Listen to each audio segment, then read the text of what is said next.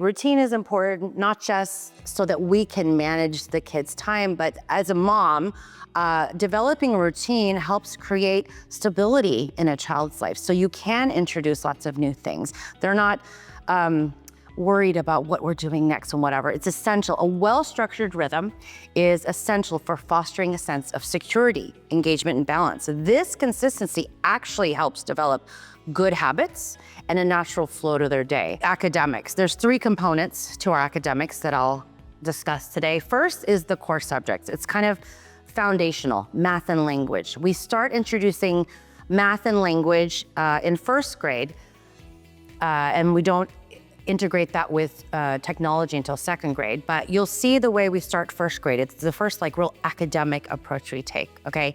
And the core subjects, math and language. These are foundational things to learn. In order to then go on to science and history and a lot of conceptual learning, building that foundation of math and language arts, reading, learning, communicating, is so important. Our Hoku LMS platform. Now, the Hoku is an online platform, and we don't spend a whole lot of time online, but we do recognize technology as valuable. And so this is where we integrate some technology as a resource. It isn't just, okay, go on the computer, I'm not teaching you. This is actually a powerful resource to personalize for each learner, expanding on that foundation that we talked about. I'm so glad you're here. Welcome to Woodlands Forest School. I know most of you have been here, but this is exciting because we get to really dive in. You get to spend a day, or I get to spend the morning walking you through a day, what it's like in elementary here at Woodlands Forest School. We aim to nurture cognitive, physical, and social emotional development, all rooted in nature with engaging activities and child-led exploration. So, like I said, today we will walk through a daily rhythm, and I'll highlight how each piece of our program supports and honors key developmental milestones. So let's get into it. First, let's start with the educational philosophy. Kind of 3 E's. 1, the environment, physical environment. It's very intentional. It's important in our approach and thoughtfully designed facilities, the things they touch, the play with, the materials, the settings. It's all thoughtfully designed. The kids don't know that, but it's all to align with their developmental needs. So that's 1, environment. Educational approach. We use a blend of educational theories and principles, which include challenging and engaging lessons. So it's still school, but we're looking to inspire deep and meaningful learning because we are working to build and develop learners, people who love learning, not just memorizing info or following rules. Come on in. But we're building a love of learning. So we take an approach inspired by many different, come on in. And then experiences. These are student-centered experiences. They're doing, right? They connect with each of their individual learning styles, their interests, their strengths. The goal is to cultivate curiosity and inspire true understanding, okay? Not just what they know, but how they think, how they got there, and how they feel, right? We're not just looking to create people who know how to answer questions, rote memorization, whatnot. And we'll get into all of that, but people who actually are learners, that's an important skill. So let's go over one of the important pieces of our program, accreditation. This is straightforward. Our academic program is fully accredited by nationally recognized Cognia. So that's amazing. Not only do we have a beautiful, rich program, but the academic program is solid. And that means we have the same accreditation as the other accredited schools. So if you're asking John Cooper Public School, Woodlands Christian, the same academic accreditation, okay? We're also members of these organizations. So Texas Association of Private Schools, National Outdoor Learning Alliance, Texas Association of Accredited Private Schools. I have to remember TAPS. The acronyms get me, and you'll see later, I'll probably forget an acronym. Okay, so straightforward, simple there, okay? That's usually one of the first questions parents ask me when we're on a tour. Are you accredited? Absolutely yes. So let's go to the daily routine. This is so important. Okay, routine is important, not just so that we can manage the kids' time, but as a mom, developing a routine helps create stability in a child's life. So you can introduce lots of new things. They're not worried about what we're doing next and whatever. It's essential. A well-structured rhythm is essential for fostering a sense of security, engagement, and balance. This consistency actually helps develop good habits and a natural flow to their day, which allows space for them to just makes mental room for them to not be worried about what's next. And if you make that mental space, you're inviting creativity, you're inviting what they need to really deeply concentrate, right? That's really intentional. It's not just so we can create order. It's not order for the sake of order. It's creating predictability so they can relax into challenges, okay? So these routines are intentionally crafted. It's a beautiful flow of the day to support their development. So let's take a look. How they start the day is so important. You know this as parents. Arrival and morning routine. So basic, but so important. You know, how we receive them, the energy with which we receive them, but also what that looks like for them.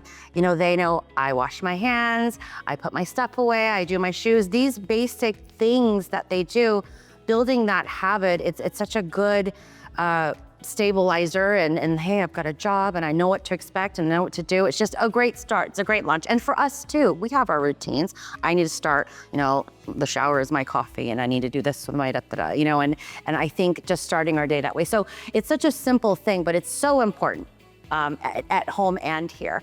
And then, so we go into, and we'll go deeper into these throughout the day. We also have the Hoku digital platform, which is one of our educational pieces, our core subjects, math and language, and our project-based learning. This is our academic section. Like I said, I'll unpack some of that later.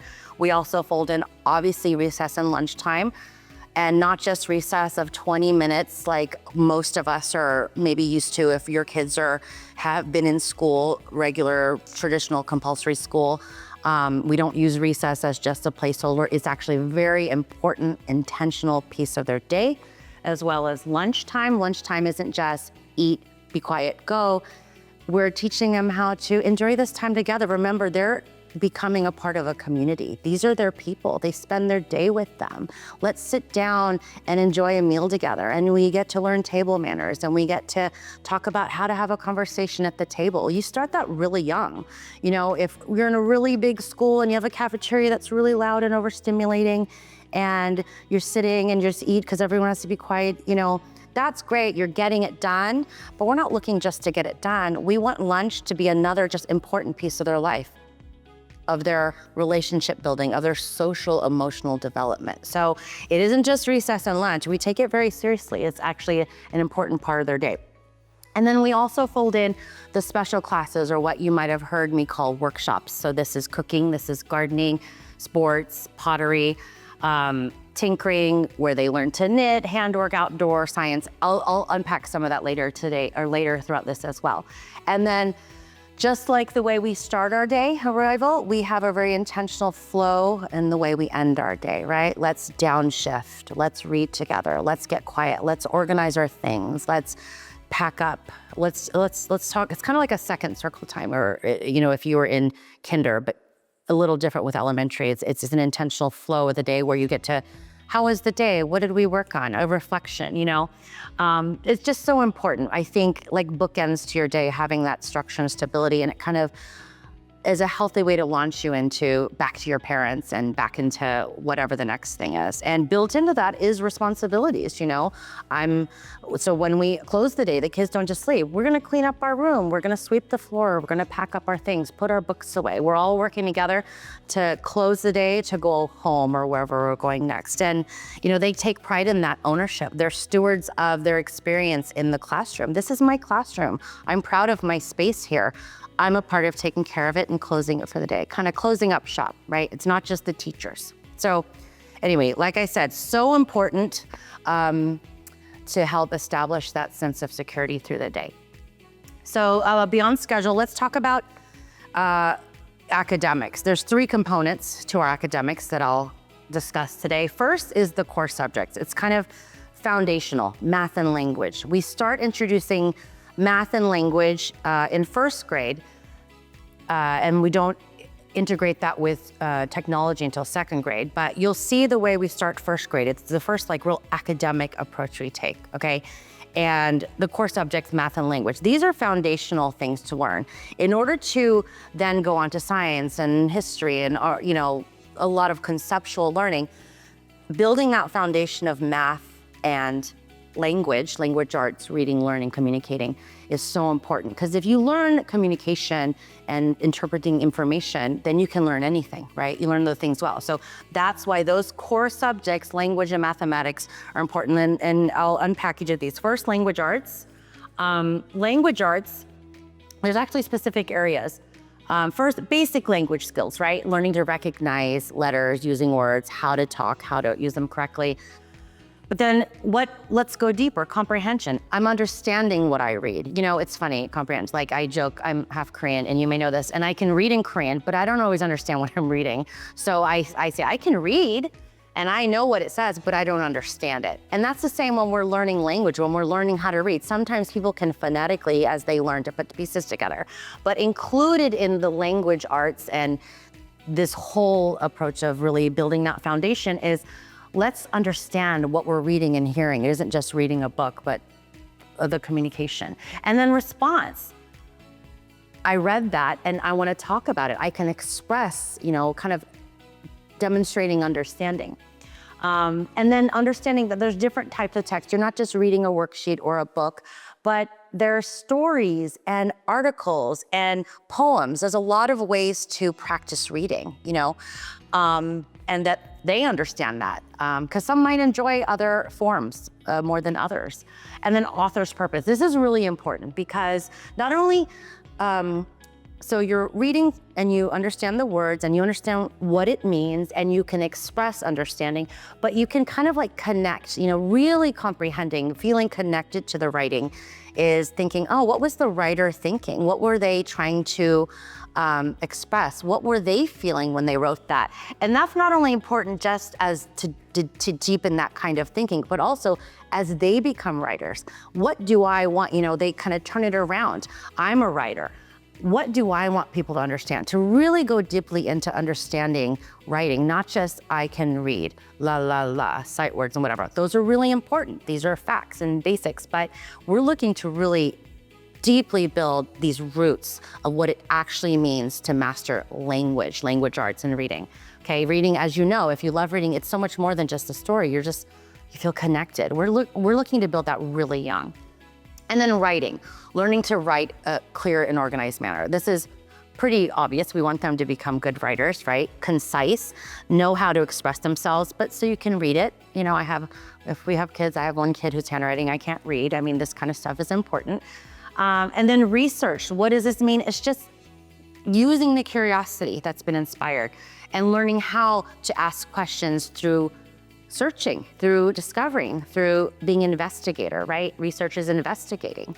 And so when you think of language arts, it isn't just grammar and words and sight words, it's a whole approach and the way to look at and the relationship with language and reading, right? You become a communicator.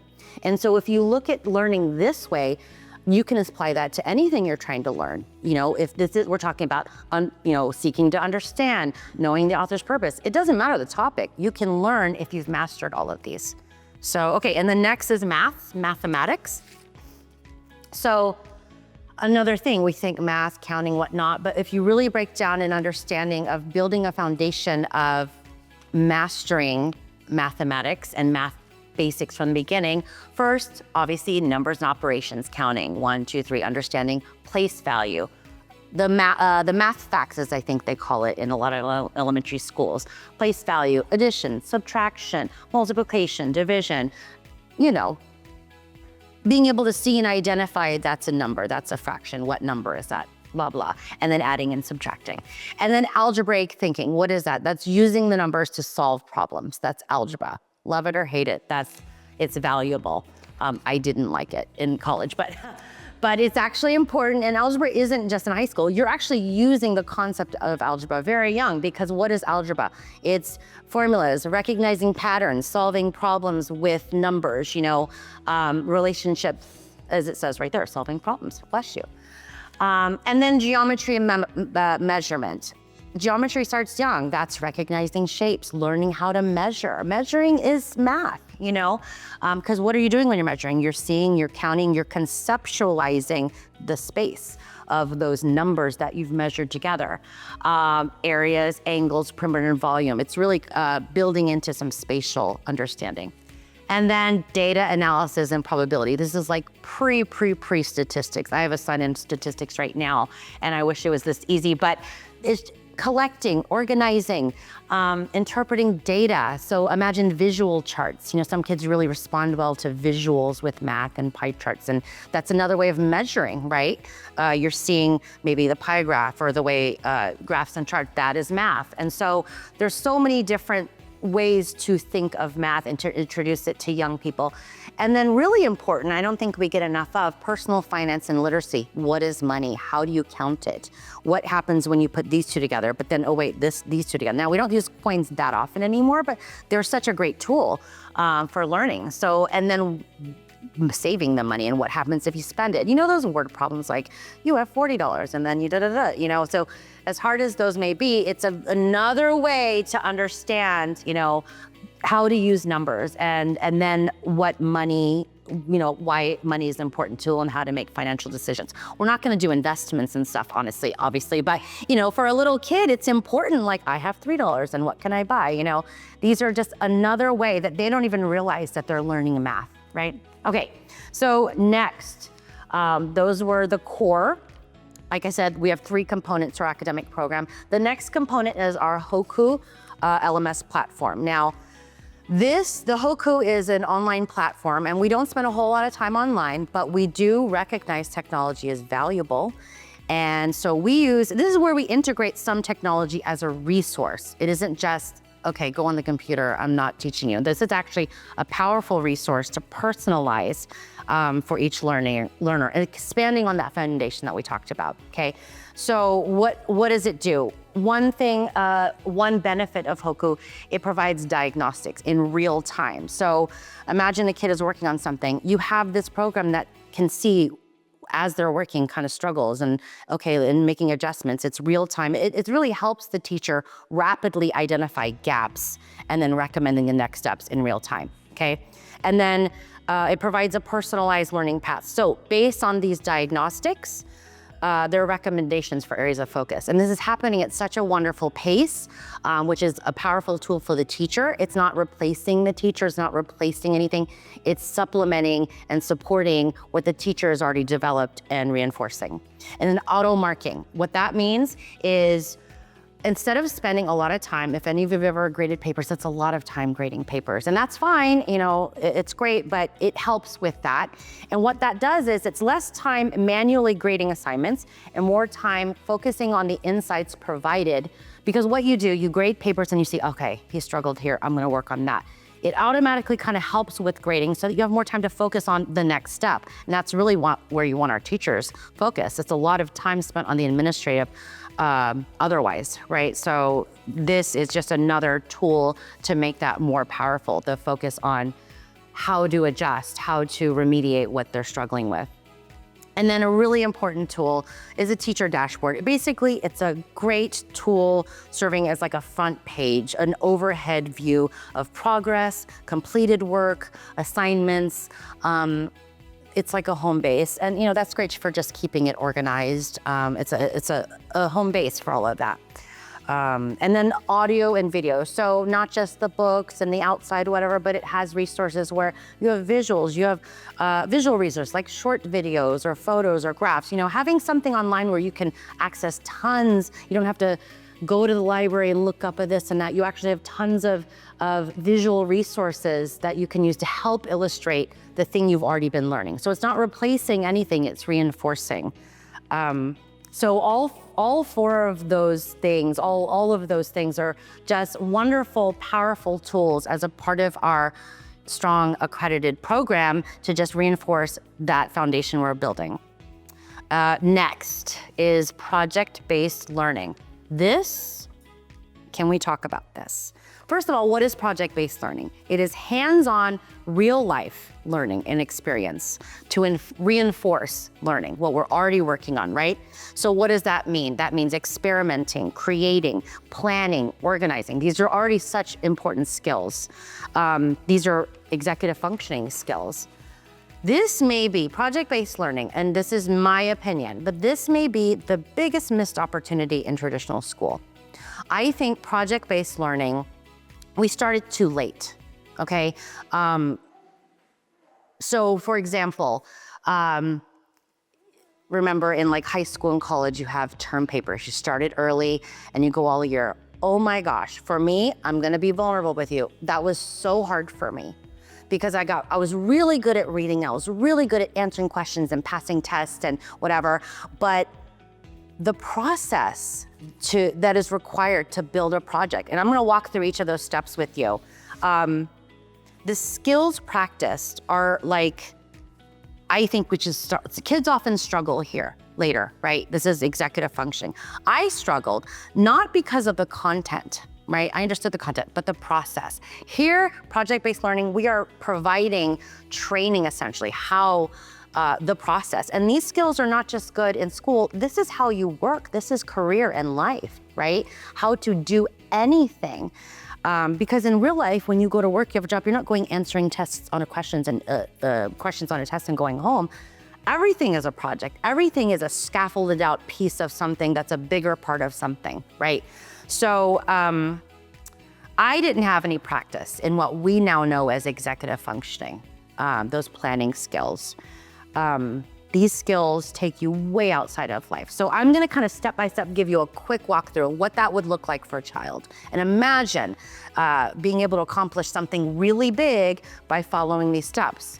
One, straightforward, select a topic, okay? So imagine they select a topic and this is informed and there's a discussion and it isn't just out of nowhere. It's a lot, of course, connected to some of the things they're learning.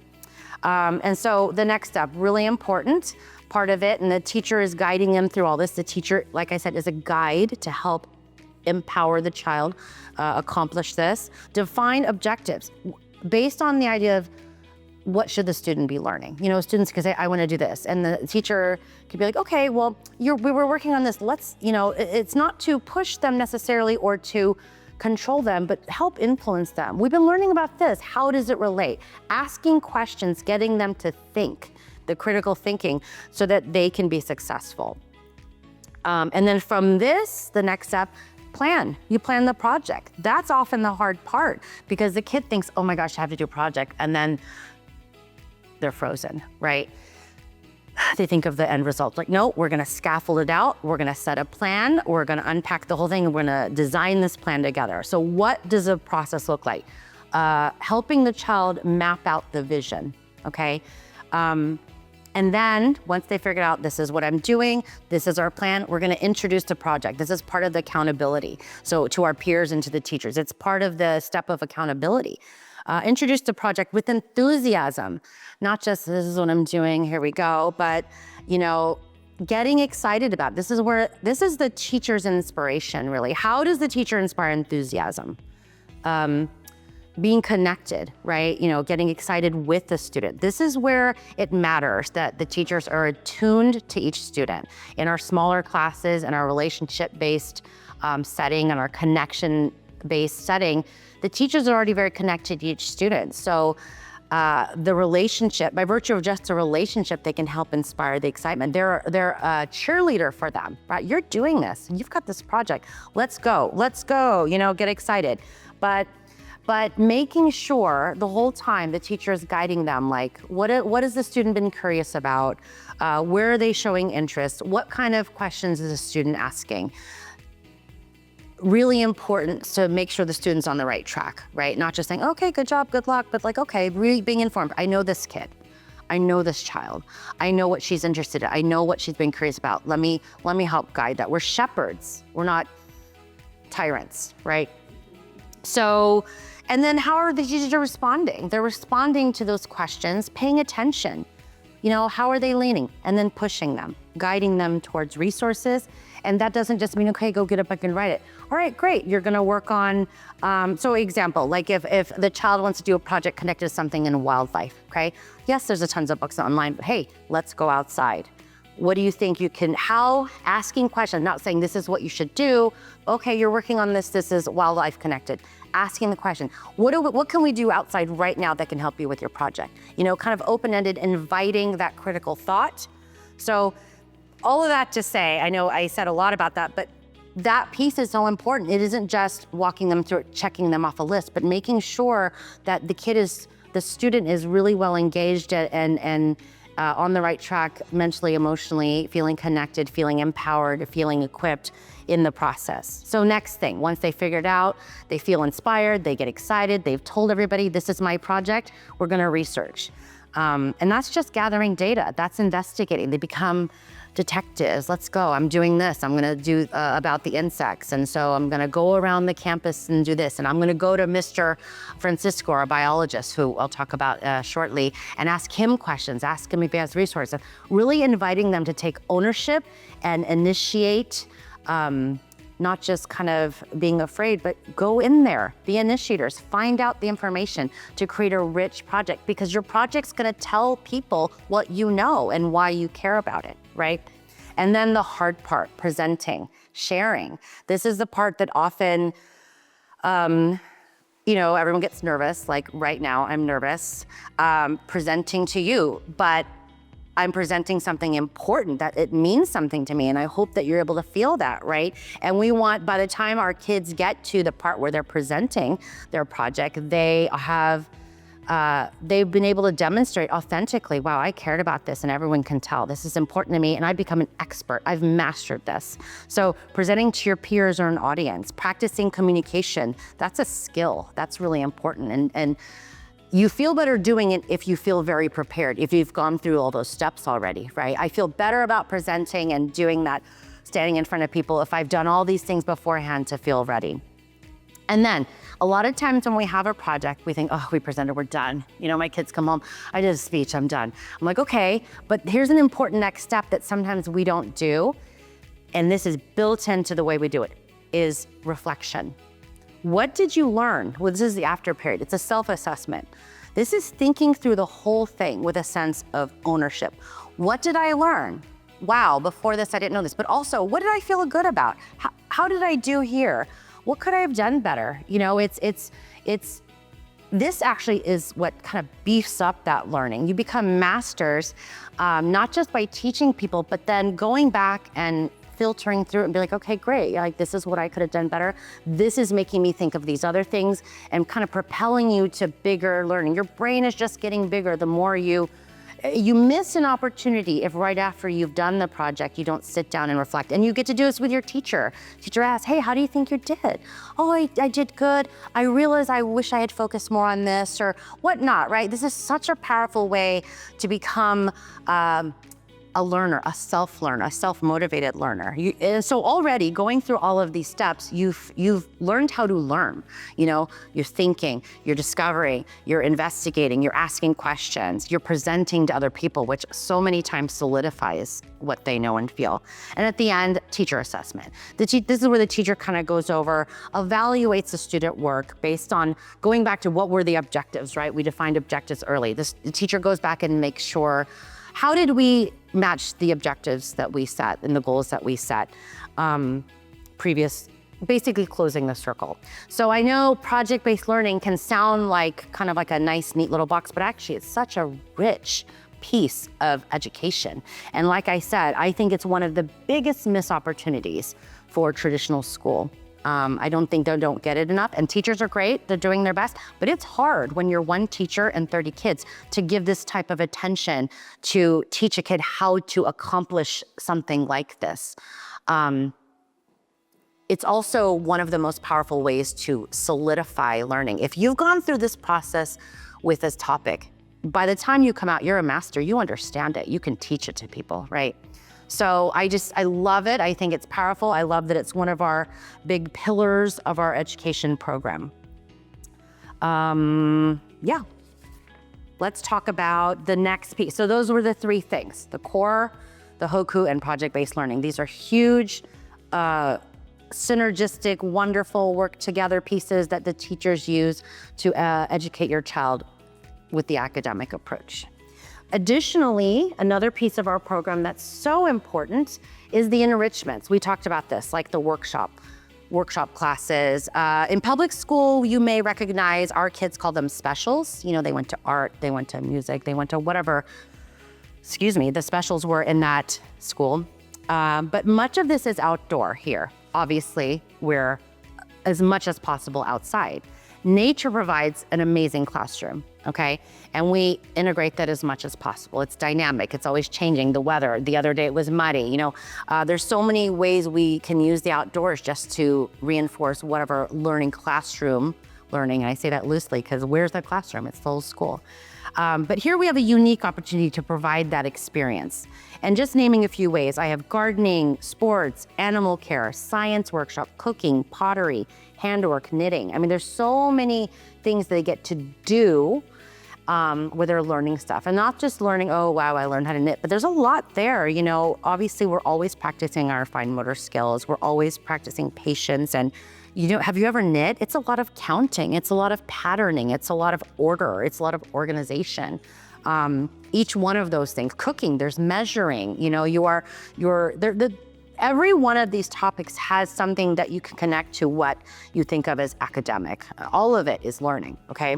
So many skills and ways to learn. I'm gonna expand on a couple of them. So one, science workshop. This is amazing because we get to do it outside, okay? So Francisco, our beekeeper and biologist, he really does a lot of facilitating for our scientific learning. Examples include, the other day he brought literally every rock and stone I've ever seen in my life, geodes. He brought them out, set them up. So say you're learning about geology. I love geology class, I remember, but we're in books. I mean, how many times are you gonna pick up a piece of shale on a geode? Like we have or going out and searching and finding, you know. And so they have really physical opportunities to observe, you know, that's science, identify while they're doing, like there's a scientific process, you know, we're examining, we're asking questions. But then additionally, what else is science? They're out there tracking footprints of deer and the critters and the animals. That's science. And he asks them, what animal do you think this is? You know, at first they may not know. But they've been here long enough, they can recognize, the one shaped like this is probably a deer. The one shaped like this is probably a rabbit, and every day. And these kids have gotten so good at tracking. It's incredible. I know Augustus is like an expert at tracking. Like really, he's like, that was a deer. I'm like, I believe you, I don't know.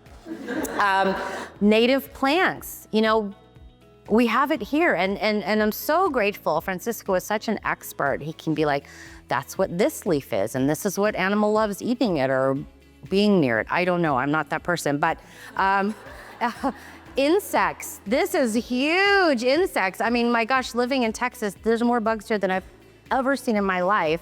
And another expert, Augustus.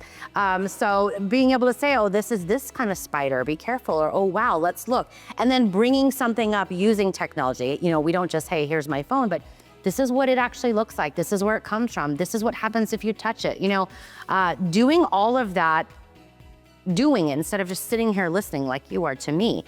You know, they're actually out there using critical thinking.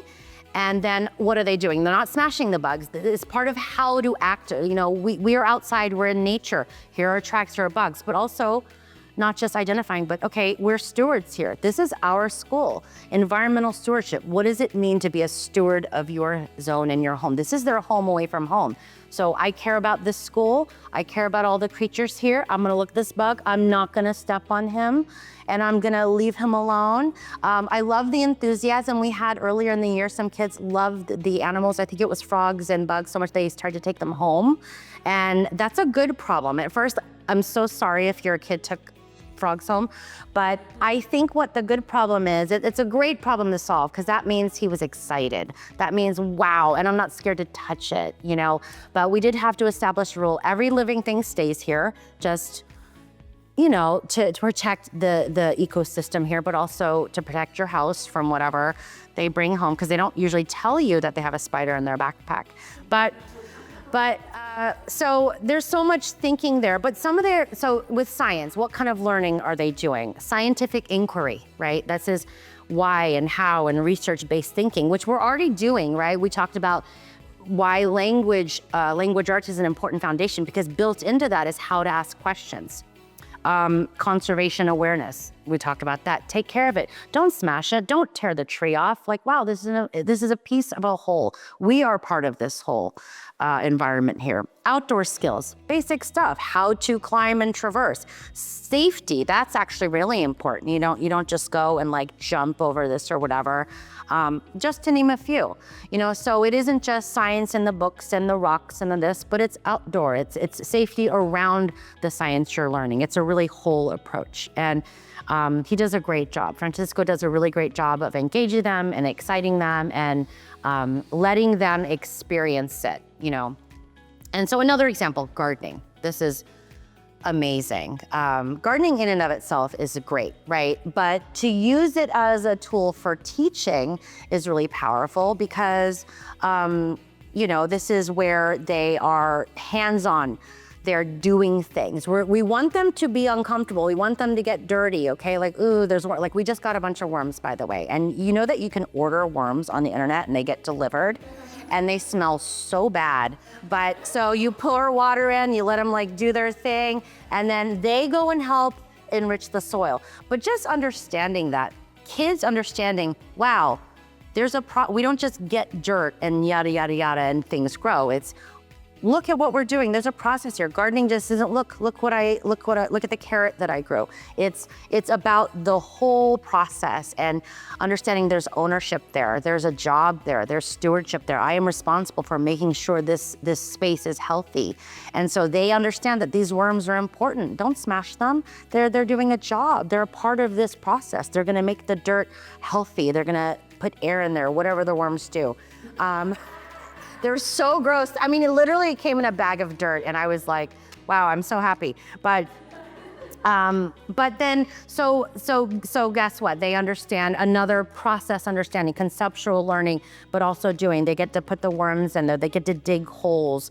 They get to plant seeds. Because the harvesting, by the time you've harvested, that's the end of it. We think of gardening, oh, look at our carrot. But there's this whole process, this project-based learning of how to grow food. And so they feel connected. They feel like they understand where food comes from. There's a lot of respect built into that. And I think it motivates healthy eating. Because let me tell you, like if you just get a bag of carrots from the store, maybe your kid's really cool and likes that. My kids don't. But if they grew the carrot from the garden, these kids are somehow more excited to put it in their mouth and eat it. Because they're like, look what I did, look what I grew. This is amazing. And I think that's anything. If a person or a child feels connected to something, they will continue to be more interested in it and they will feel more motivated to push into it, even if it's uncomfortable, even if it's dirty, even if it's hard. We want it to be hard. We want it to be challenging. So they take pride in being part of this process. They'll come home and tell you. Feeling connected to how things work as we understand how plants grow is part of their greater understanding of their environment. And of course, basic benefits, the sunshine and the fresh air, and it's all fun. So this is just quick. Those two workshops, I think, give you a good example of how the enrichments and workshops are another important piece of our academic program. Next thing, not as exciting, but important are the assessments. This is actually really important. First of all, I want to tell you, we do not do STAR testing. You don't have to worry about that. Our purpose of assessing your children is not for reporting for funding, which is what STAR is, but basically and simply to truly assess where they're at, because we want to meet every child where they're at. We want to figure out where they're at so that we can help them grow from where they're at, launch them from where they're at. But to truly assess each child's progress so we can most powerfully meet them where they're at and better customize our teaching. Simply, it is to best serve each student's learning journey. So we use a balanced approach. There's 4 ways we integrate assessments. The first one, I mentioned Hoku. It's our LMS platform. Built into that, we talked about diagnostics in there. That provides a great, rich, real-time, based on the work they're doing in there, right? It's already in there. This is beneficial because it's real-time, so we can best identify areas of support and receive the most tailored feedback right then, so we can adjust for the students right then, right? We can see, okay, you're working on this while you're already in your LMS. It's telling me that this seems to be a theme that this kid's struggling in. Why don't we go in this direction? It's such a great tool for a teacher, right? Because you're already strategizing, you're already making plans, you're already focused on where the child is at, but to have something show you, hey, flashlight, division seems to be a thing here. Let's go harder there in a different way. Let's take a different approach. So powerful. IXL, this is an outsourced program used to assess and measure student knowledge levels. It's very metric. Don't worry, it's not like sit down all day like STAR. That's not how we use it. But it is comparing performance to national norms. Now, we are not tracking and comparing to create competition and say your kid is behind or whatnot. This is not for competition. This is just so we can customize and adjust to make sure that we're on track. And this is another valuable way to inform our decision making regarding planning and lessons. Okay, so it's metric, yes, but don't think like STAR. Okay, it's just another way that we can use the information to discern, okay, kind of a map. And then CORE. CORE is an acronym. Like I said, I'm not good at acronyms. I don't remember what it stands for. Consortium of Reading Excellence. Consortium of Reading Excellence, thank you. So this one is specifically for language and reading. This is a collection of tests. This is focused specifically identifying a student's progress and growth in reading and understanding language. And remember, reading just isn't reading. We did the list of all the things that are involved in what reading and language is. Comprehension, being able to discern information. These can be administered either in a group or individually. The teacher can, the kid's not gonna feel like they're in like a day testing thing. It's just another way to diagnose any issues and quickly remediate any difficulty that we perceive. We wanna get ahead of things. We don't want to like, oh man, we missed this, right? These are just more ways we can stay in real time while they're learning so they don't feel, I don't know. We're on it, we're helping you. We're gonna shift trajectory as we go to make sure you're moving in the right direction. And then I think the best assessment tool is teachers. I say we, I'm not in the classroom anymore, but teachers are connected to each child and therefore can be the best evaluator. If I'm with a child all day long and I'm watching them work on stuff, I am actually going to provide a really good assessment of what's going on, right? Because I'm using all these tools. So it's actually one of the most powerful, because if a person is connected to a person, they know their struggles, they know their insecurities, they know what they're focused on. They're connected to each child and can therefore best evaluate and adjust. We're adjusting as we evaluate. This isn't always a test, okay? This is not like they're evaluating. This means like real-time observation, questions, direct and indirect, activities, journaling, presentations, portfolios, things that allow teachers to keep track of a child's progress. Or even, you mentioned this yesterday, it was really great. You're walking out, let's line up to go outside. Hey, everybody, who knows 3 times 3? And if you notice the ones that, you can just say, okay, everyone seems to know. That's such a basic, simple way, but it's assessing. If you notice a kid, you do that every day, never answers it, that gives me a little bit of information. Not to shame them or be like, hey, you don't know, but that gives me a little, hey, I'm gonna make sure to check on that more. Like I said, teachers have real-time ability to, because of their connection and proximity to the student, to be assessing all the time. And the student doesn't know they're being assessed, right? But we're using tools. Remember, portfolios and daily journals are a great tool. You see how they're writing, you see how they're thinking. You can really track progress. Portfolios, journals are amazing because you can see, compare how they were writing today versus how they were writing in October. You can, right there is a beautiful assessment of how their writing has improved, right? And their handwriting and their language skills. So teachers actually are, I think, are most important assessment tool. So as you can see, there are many ways we can track and support progress, okay?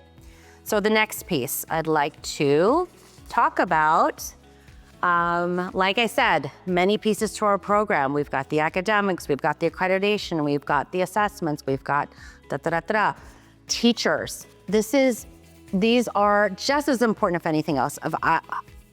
I say, more valuable, because none of it matters if we haven't hired the right people there are a lot of people who are trained and certified, okay?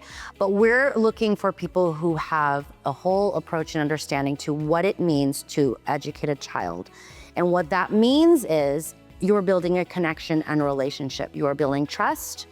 And from there, everything can grow, okay? If a child doesn't feel connected to, doesn't feel safe with you emotionally, doesn't feel they can make mistakes in front of you, doesn't feel they can feel insecure around you, they're not gonna be as free to learn. We're freeing their mind of that weight that they might carry so that they can because when you're learning, you are making mistakes. You are, I got it wrong. We don't want kids to worry about that. When you learn with someone who you're like, that's okay, it was wrong, keep going, not, like little things like that. So there's an intentional kind of person we are hiring, okay? And that means if they ask a question that seems inappropriate, whatever that might mean, that made you don't shame a child. First of all, we don't do shame. We don't do that. There's not shame, there's not punishment, there's connection. We can always find a way out of a difficult situation or a child is behaving in a way that's hard or whatever through connection, through conversation, through relationship, okay? And so that's why who we hire, the who is vital. It's such a important part of what we do. Some of our most valuable assets for children's learning is their relationship with their teachers.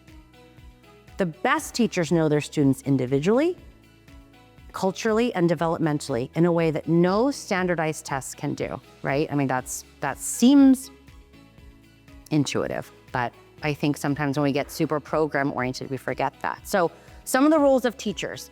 Observer. A teacher is an observer and a guide.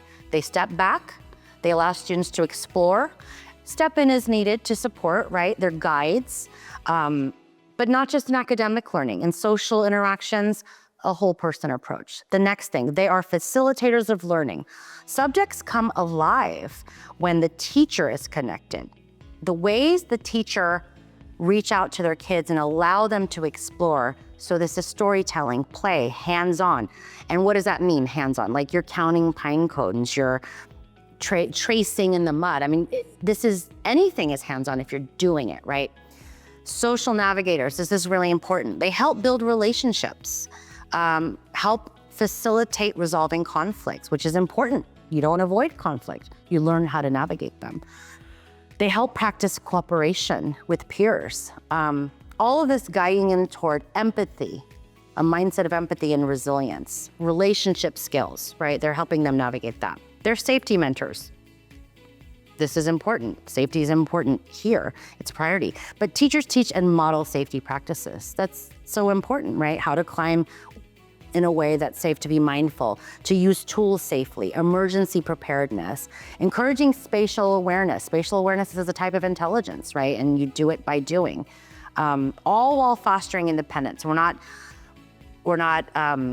helicoptering them or whatnot. We want them to struggle. We want them to go in there, right? They're mentors, but to do it, taking risks safely. The teacher's there to make sure that that's a healthy balance. They are creators of joy. Okay, this is the fun, and making things fun with songs, stories, movement, weaving the knowledge into the natural rhythm, making the whole day fun, making learning fun. They are bridges between school and home. This is a really important piece.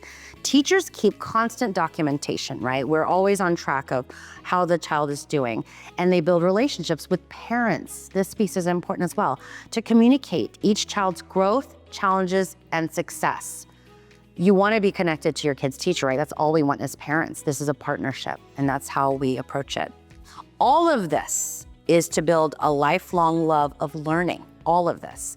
Our goal is to foster confident, capable, and compassionate learners who are not only academically prepared, beyond prepared, but also deeply connected to the environment, the community, and to themselves. That's important. So we look forward to taking this journey with your child. Thank you so much. I think there's a verse or something in the next one, is it? Is a thank you? Okay. In a world that often rushes them forward, we embrace the beauty of slowing down, allowing them to savor each moment, discover their own rhythm, and build a deep, lasting connection with the world around them. Thank you.